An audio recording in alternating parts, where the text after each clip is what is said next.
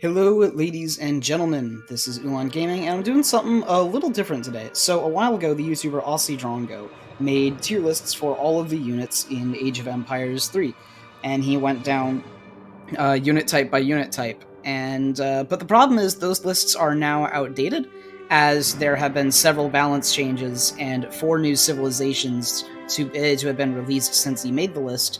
And also, he never actually got around to finishing it. He never got around to doing the artillery. So I have taken it onto myself to go back through and update all of his lists, as well as finish the lists that he never created to hopefully create the definitive tier lists for all of the units that anybody can see and enjoy. Now, you might be wondering, what makes me qualified to talk about this stuff? Well, besides that, I happen to think of myself as a pretty decent player, not a pro or anything, but I happen to be uniquely qualified for this kind of task, as some of you may know, if you have already watched some of my videos, I have been working on a Age of Empires 3 companion app closely with the creator Hellpunch. And what my job has basically been is finding bugs in the app and then recording unit data from the game on pretty much every single unit with all of their with availability and multipliers and all that jazz into Excel sheets. And believe it or not, I actually really enjoy that. But I have gotten a very close look at pretty much every single unit in this game because of this, and it's all fresh on my mind since I did it so recently. So I figured now would be the perfect time to do this. Now you will notice this is my first time using Tier Maker, and so I made a couple mistakes. Like I uploaded the Culverin twice, and then I'm using the old portrait for Falconets rather than the new one. But just bear with me; it is my first time using Tier Maker, and we'll get this underway. So we're going to start with the kind of traditional cannons, the European ones, and I think a pretty easy place to start would be the Falconet. The Falconet is the first artillery unit that anybody thinks of when they think about artillery. And I have 3 Falconets here. This one is the German Falconet. This one is the Falconet to represent both of the African civs, both Hausa and Ethiopia, with their Falconets. And this is all the other civilizations that have Falconets that aren't Germany, and I'll go over why I did that in a second. So right now we're just going to go with the normal Falconet. This is for literally every European civ plus Mexico who has access to the Falconet that's not Germany. And honestly, I don't really think there are any bad Falconets. I think we might have a clear D tier here in this video, but I'm going to go ahead and put the normal Falconet at A tier. It's available in the 3rd Age, which automatically just makes it really, really good. The 2 Falconet card is infamous for its efficiency, and it's overall just the poster boy for Falconets, and it's really solid. There's not too much else I can say about it. The reason I have Germany Falconets separate is because Germany lacks a 2 Falconet shipments, unlike the other European civs that have access to the Falconet. Now, to be fair, the Dutch also does not have a 2 Falc shipment, but Dutch have so much coin production that they can generally keep up Falconet production pretty easily anyways, if that's the route they go for. So I just separated Germany, but not Dutch, and if you have a problem with that, go fuck yourself. It's my list. So Germany, I think, will go a little lower. We'll put them probably at C tier, honestly. You don't really see too many Germany players making Falconets or shipping Falconets. But we'll move it up to B. Falconet doesn't deserve to be in C tier. We'll put it here, and then we'll switch it around later. I think from here, I'm probably just going to do the Aussie Drongo thing, which is to start with the S tier and then work my way haphazardly around until everything's finished, and then kind of fiddle around with them as I see fit after the fact. So in terms of S tier artillery, the first S tier artillery unit that we are going to put here is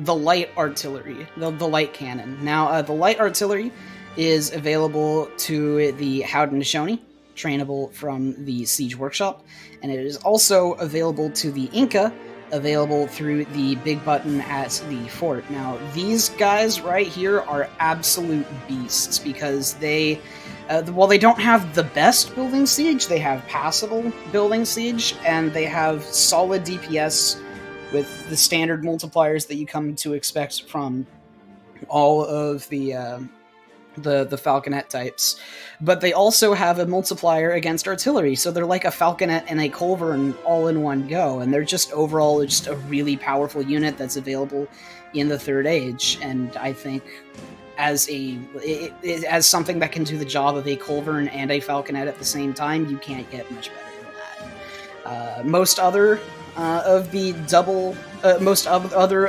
purpose artillery are Mortar and Culverin, but I just think Falconet Culverin is such a good combo that it deserves to be at the S tier just by itself. The other S tier that we are going to be putting in here is the Arrow Knight. Now, I have a soft spot for the Arrow Knight because I play Aztecs, but I genuinely think this is like one of the best siege units in the game. It has 30 range, which is absolutely fantastic. It can outrange most of the other artillery units besides Culverins, but it's not countered by Culverins because it's technically an infantry unit, so that doesn't matter too much. It does the job of both the Mortar and the Culverin. As I mentioned previously, a lot of artillery units do that. But whereas other artillery units have to shoot and scoot and shoot and scoot, whereas other artillery units have to limber and go back into bombard mode, the Arrow Knight can just shoot and scoot and shoot and scoot, and its base movement speed is 3.75, which is faster than pretty much any artillery that's not horse artillery, and that's only in limber mode. So I definitely think the Arrow Knight deserves a place in the S tier as one of the best artillery equivalent units. And I know it's not technically artillery, but it functions for the artillery role for the Aztecs, so that's why I'm putting it here. Also in S tier is going to be its brother, the Haraka from Inca.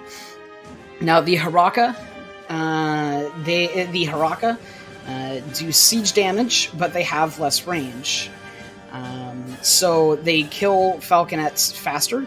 They kill Falconets in 5 shots. But they also have to get in range of the Falconet to do that, whereas the Arrow Knight can outrange, which might make you wonder, well, why is this unit also an S tier? And that's one of the things that's really special about the Arrow Knight and the Haraka is that, unlike other units of their class, where they are artillery where they are mortar Culverin types, the Arrow Knight and the Haraka also have enough steady DPS that they can contribute in a real fight as well, not just firing at buildings and ships. And this is absolutely fantastic because it basically allows them to do the jobs of Mortar and Coals, but not be completely useless in an actual combat scenario. You can just park the Arrow Knights or the Harakas just outside the battle, and they can rain hell on the opponent. And while it might not like carry your fight, you're not going to make an army of just Arrow Knights. Well, you might actually. It's definitely something that is a mark above the Culverin or the Mortar. The Haraka is the same thing, but because it does siege damage and it has a higher base damage, it actually contributes more to fights than the Arrow Knights. So the Haraka are more likely to get hit by the opponent, but they can really dish out a whole bunch of damage. A lot to non-artillery infantry, to non-artillery building units, which is something that the Arrow Knight can't quite do. So I do think but just because of the range difference between the Haraka and Arrow Knight, I do think they do deserve to be on the same level in S tier. Moving on, you will notice that I did add the Napoleon Gun and the Lil Bombard. Now, Aussie Drongo decided to forego mercenaries on his lists, and I will do the same. But there are only 2 mercenary artilleries, and I thought, what the hell?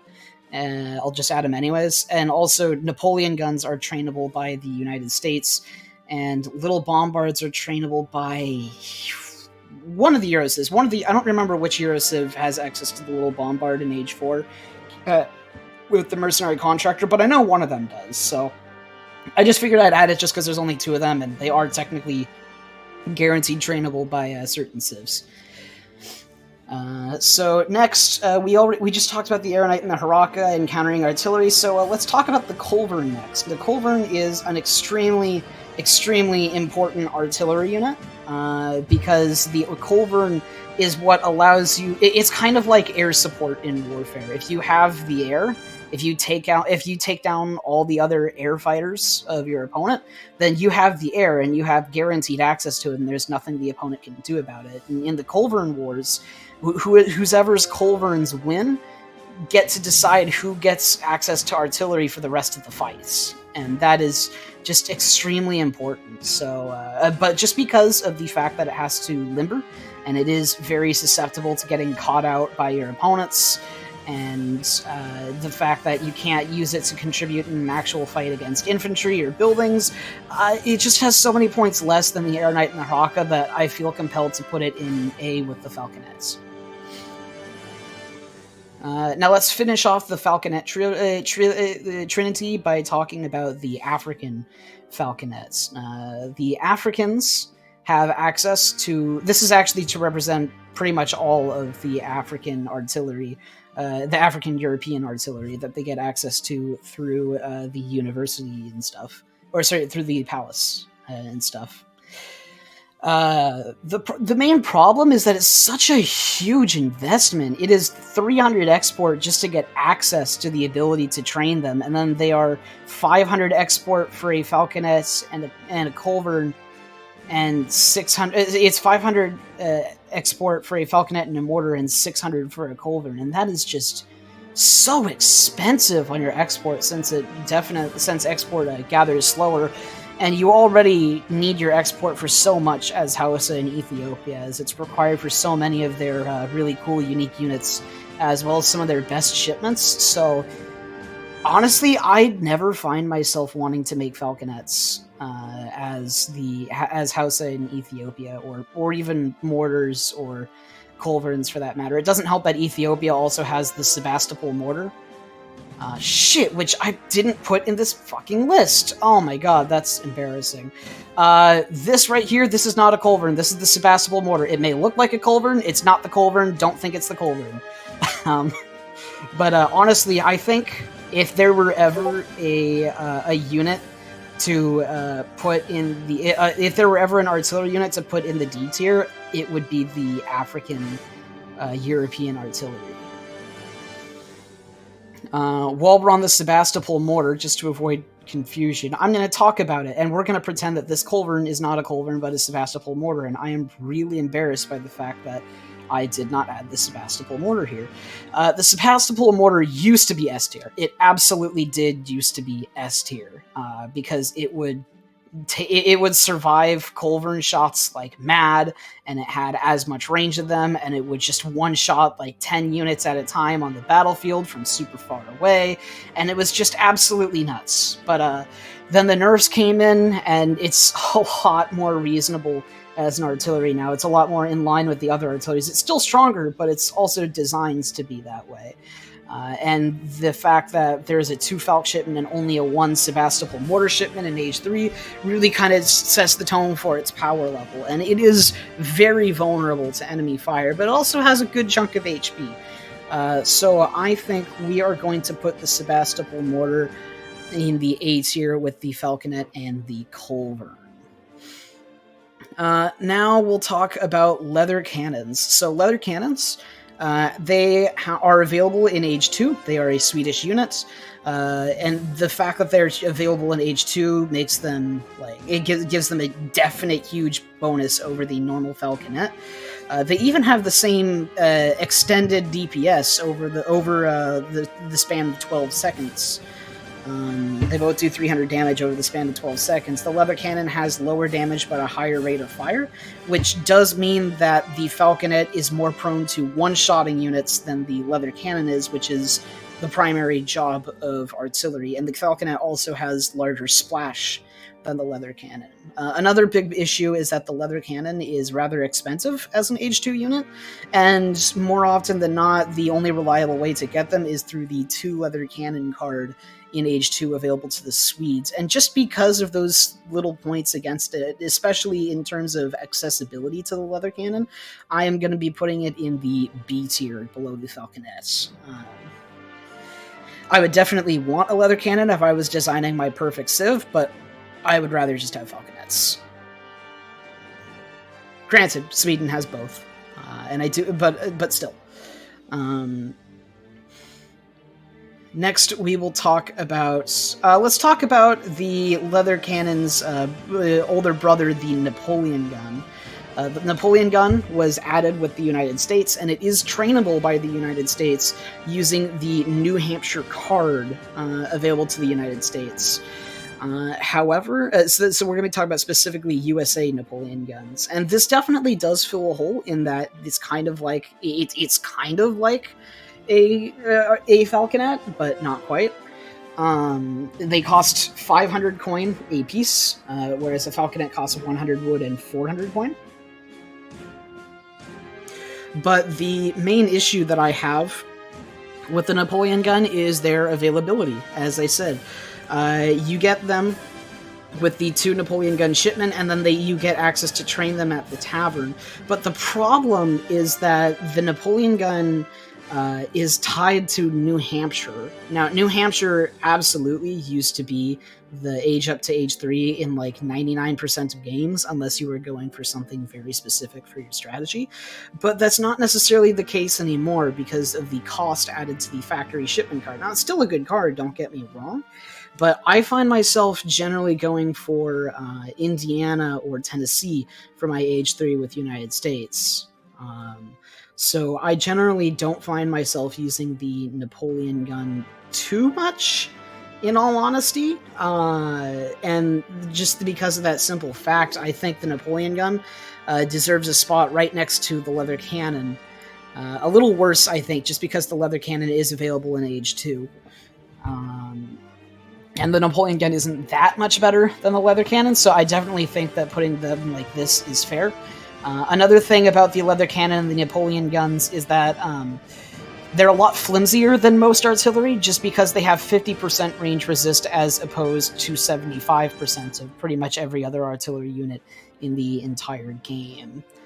Now, the Haraka and the Aeronite only have 40, but they are also mass infantry units, so losing one isn't as huge of a difference as losing one Culverin, for example. Next, we're going to talk about the Japanese flaming arrows. I actually think I might change the Falconet. Yeah, I'll keep Falconet in A tier for now. But let's talk about the Japanese flaming arrows. The Japanese flaming arrows are really, really good. We all know it. They don't have any multipliers against artillery, but they're more or less just used as Culverins anyways. Just because they shoot really, really fast, and they have quite a bit of range. And they're just overall a very strong artillery unit, and there's really not too much else to say. They're pretty upgradable, and one of the biggest benefits to the Japan units, one of the biggest benefits to the Flaming Arrow in particular is that it's trainable from the Shogun. So you can march your Shogun with the rest of your army and then build Flaming Arrows right on site to attack your opponent. And that, I think, is an absolute huge plus that puts them above the Falconets, in my own personal opinion. Now let's talk about everybody's favorites, the Great Bombard. The Great Bombard is restricted till Age 4, which definitely hurts it. The Great Bombard is an absolute powerhouse that's available only through shipments or through the factory, just like the Heavy Cannon. But it's also just better than the Heavy Cannon. Its splash is absolutely humongous, and the cannonballs and ragdoll physics actually do damage as well, and with the huge splash, it is just nuts. This thing can make or break a difference. There's a reason that auto players have a strategy based around getting to the Industrial Age and spamming Great Bombards out of the factories, because it is just that good. However, the fact that it is not available until age 4 does, I think, hinder its performance capabilities. And so we're going to put it above the Falconet, but below the Flaming Arrow. I think that's a pretty fair placement for the Great Bombard. Now let's talk about the Horse Artillery. The Horse Artillery is just a Falconet, but better. It has better stats, better HP, better movement speed, same multipliers, better damage. It's just better. And the biggest advantage to the Horse Artillery is very obviously its 5 movement speed when it's in limber mode, which is absolutely fantastic. And I definitely think that that is something that deserves a huge note. That deserves huge points for its favor is the 5 movement speed. But just like the Great Bombard, it still suffers from being available not available until the 4th age. So we are going to be putting the Horse Artillery in A tier, but we're going to be putting it below the Falconets, and that is just because you're much more likely to see Falconets in a normal game than you are Horse Artillery, because Falconets are available from the 3rd age, and they're just so much more accessible, and they're also cheaper. Even though the Horse Artillery is literally just the Falconet, but better, the simple fact that the Falconet is available in Age 3, I think pushes it higher than this right here, the Horse Artillery. I think the A tier is really going to be filled out a lot throughout this. So we might have to make some adjustments. Like, I'm already thinking about moving the Falconet. It's maybe not. I don't know. I really don't, because all the artillery are so good. There's not really too many bad artillery units. They're all really integral to the civilizations they play for. So I guess for now we can talk about something that's not quite as good, and that is the Organ Gun. The Organ Gun is available to the Portuguese, and the Organ Gun it actually has very comparable stats to the Gatling Gun. It has 3 more damage than the Gatling Gun, and it costs 50 more coin, and that's pretty much it. That's the only difference. But the Organ Gun is a great artillery unit, but the problem is you never see ports use it because there's generally better options that you can go for. They don't have access to the Falconet, but they do have access to Skirm Goon, and they have very strong Skirm Goon.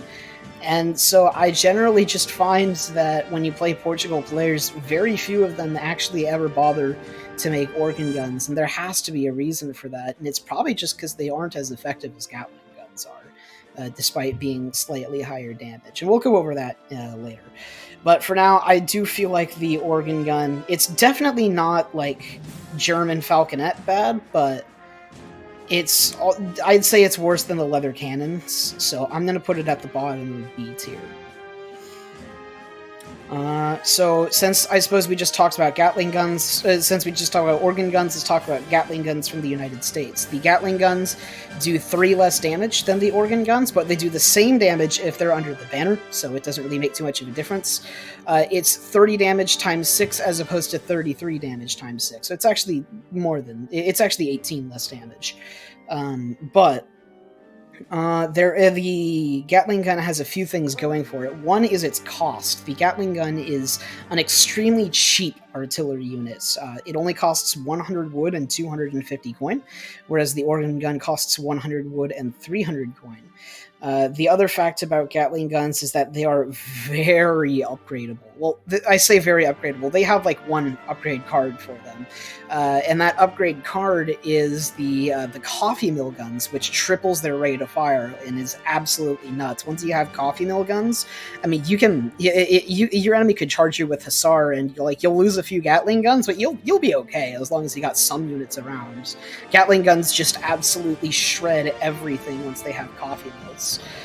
And I do think they are a better option over the Falconets, just because they don't overkill as much. The Falconet does 200 damage with with 100 plus a 2x multiplier against infantry, and the Gatling Gun does 180 with no multipliers against infantry, but negative multipliers against things that counter it, like cavalry and such. And so you might think, well, that's 200 is, more than 180, but the thing about it is that the Gatling Gun does this over 6 shots, and it doesn't overkill at all. So a Falconet will take a shot at a musketeer, and it will kill that one musketeer and splash the others around it. And then it takes a while for it to reload, but the Gatling Gun will take 5 shots at a musketeer, doing splash on each one, and then take its 6th shot at a second musketeer who might be below 30%, who might be below 30 health from all the splash it took earlier. So, in that regard, a Gatling Gun could kill 2, but potentially 2 musketeers in a volley. And the fact that you get a 3 Gatling Gun shipment as opposed to the 2 2 Falconets of all the Eurocivs minus Germany, just, I think, puts it as a cut above the Falconet. It is worse against buildings, but it is so good against infantry. Of course, the downside to Falconets and organ guns is that they are glass cannons and they are squishy as hell. They only have like 150 hit points, so even with their 75% range resist, they are still very flimsy. And just because of that fact, I will be putting it lower than the Great Bombard, but still above the Falconets. The A tier is really getting filled out here, but there's just so many good artillery units. Next, I suppose, since we have finished with all of the Falconet equivalents, we'll talk about the mortar equivalents. We talked about the Sebastapol Mortar earlier, but I honestly think the Sebastapol Mortar is more equivalent of the heavy cannon class rather than the mortar class. Actually, I suppose we'll talk about Lil Bombards, since we went over Great Bombards, so we might as well go over their little cousin, I suppose. The Lil Bombard is worse than the Great Bombard, point blank period.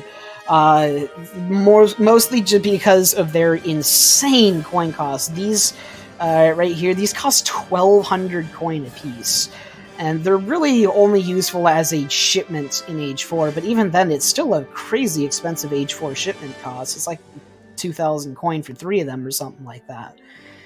And it's just really, really rough.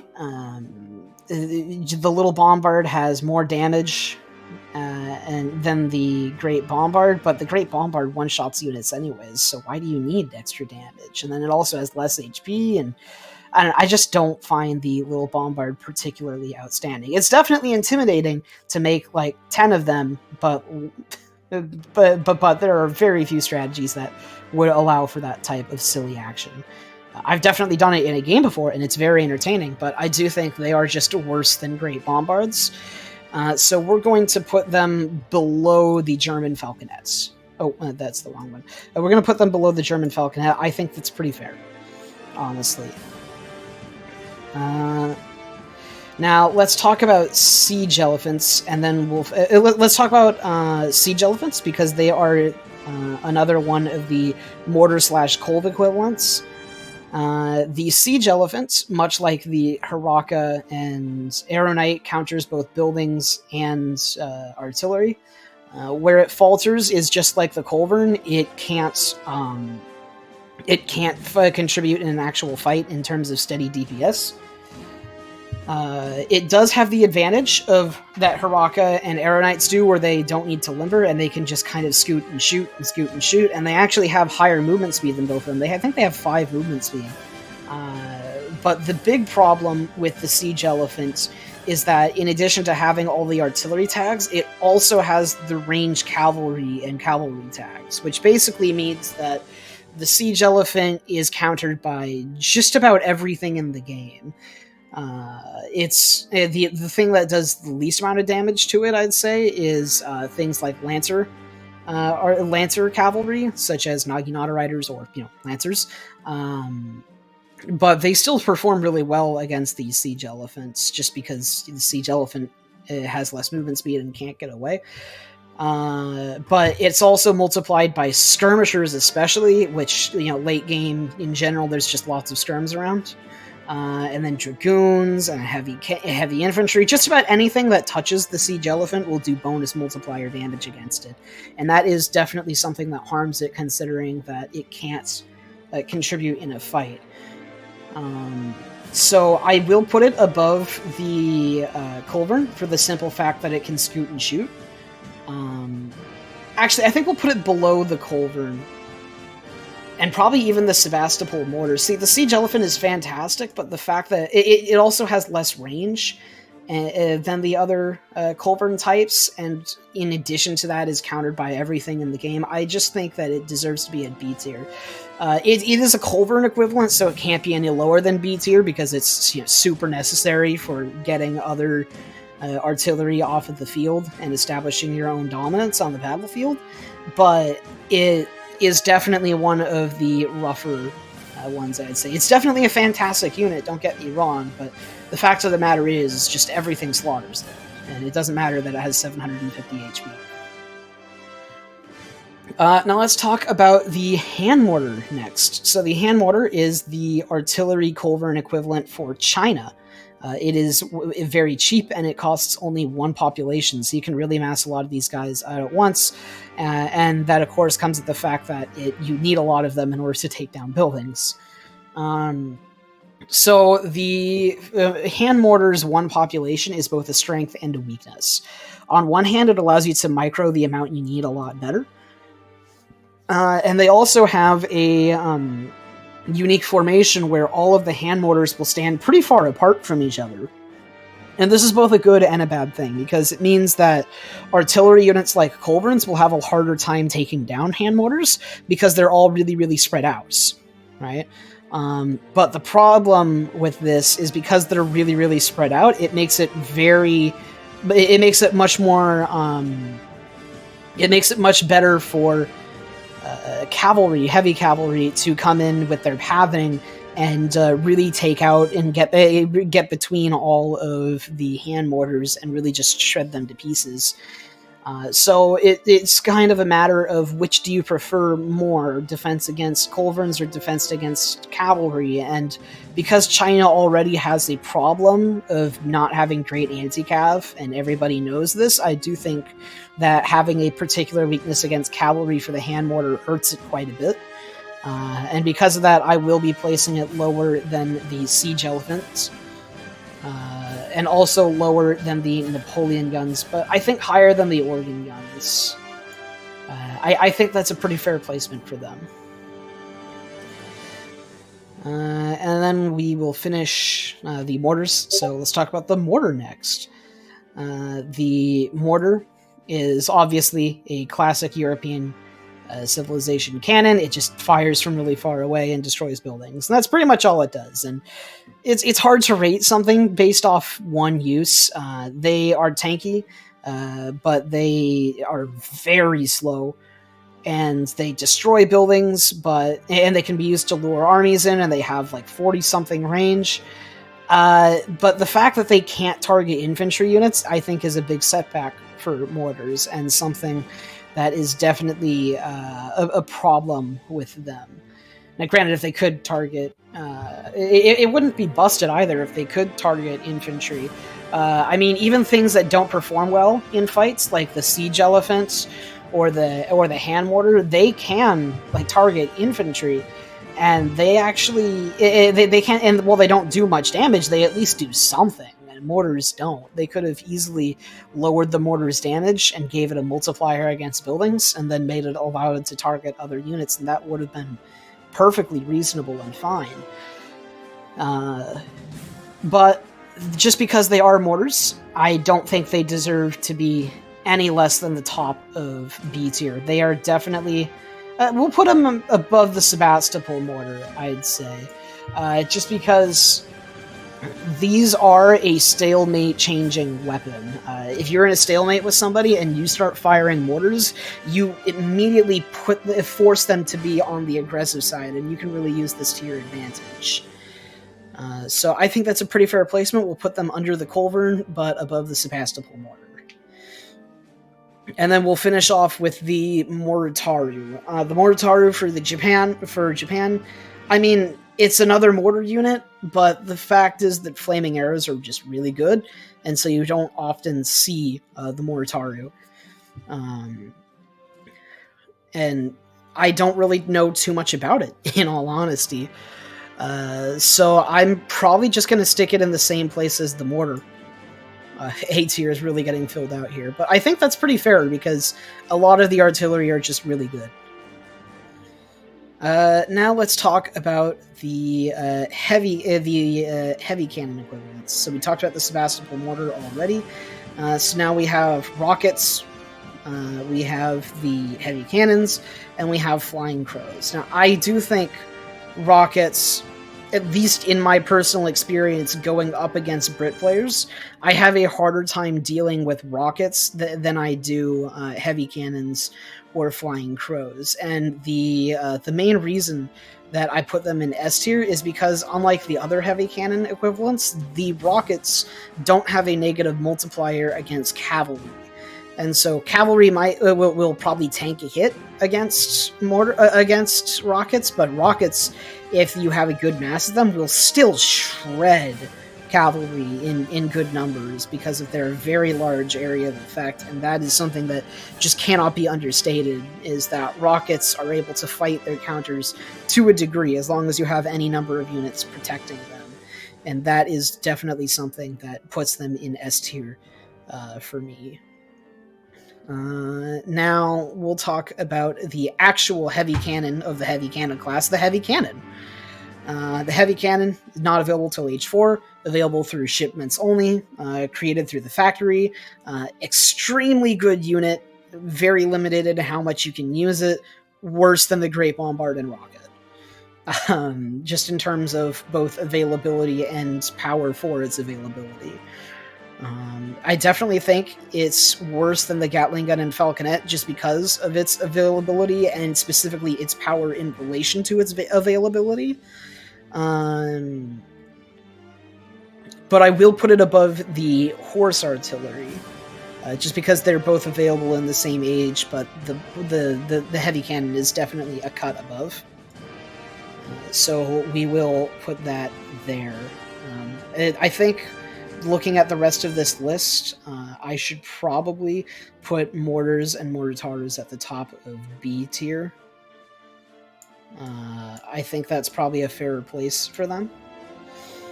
Just that we can kind of fill this out a little bit easier. And when I'm thinking about what cannons I want to make in a practical game for a specific build or whatever, mortars and mortaru don't come to mind as quickly as things like Gatling guns and heavy cannons and Culverins and Sebastapol mortars might.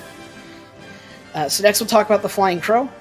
Flying Crows are unique among the heavy cannons in that they are technically available in the Second Age to China, but China doesn't really do that. China always goes for its Summer Palace for its Age 2 option. So the earliest you could probably feasibly see getting early crows is probably the Third Age, but I mean, that's still better than the Fourth Age, and they are still powerhouses of units. It is still a heavy cannon type, so just because of the slightly earlier potential access that you have to them, I do think it is above the Sebastapol Mortar, and I do think it's probably above the heavy cannon as well, so we'll fit the Iron Crow right here. I think that's a pretty fair placement for them. Now, as for the Flamethrower, is the other Chinese artillery unit that counters infantry. It's got like 6 movement speed or something silly like that, but the real treat about the Flamethrower is that the Flamethrower doesn't have the artillery tag. So, unlike other artillery units that are countered by the Culverin types and heavy cavalry, the Flamethrower is only countered by heavy cavalry, and that's pretty much it. So they can be an absolute pain in the ass to deal with if you're not prepared for it, or if you get caught without a stable, then Flamethrowers will absolutely wreck your shit. But they don't have 75% range resist; they have 65%. And you can kite them pretty decently because they are so close range. And because of those negatives, I think I'm not alone in putting the Flamethrower probably at the top of C tier. Maybe the bottom of B tier, but I don't know. And that leaves the Quaker Gun, available to the United States through either a shipment in state shipment in Age 4 that allows you to train, or a general 5 infinite team shipments in Age 4.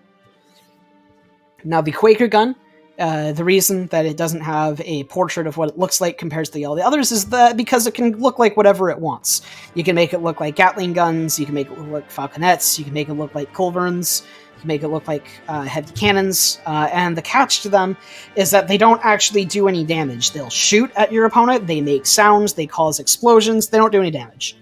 They only cost 1 population and only cost 100 wood.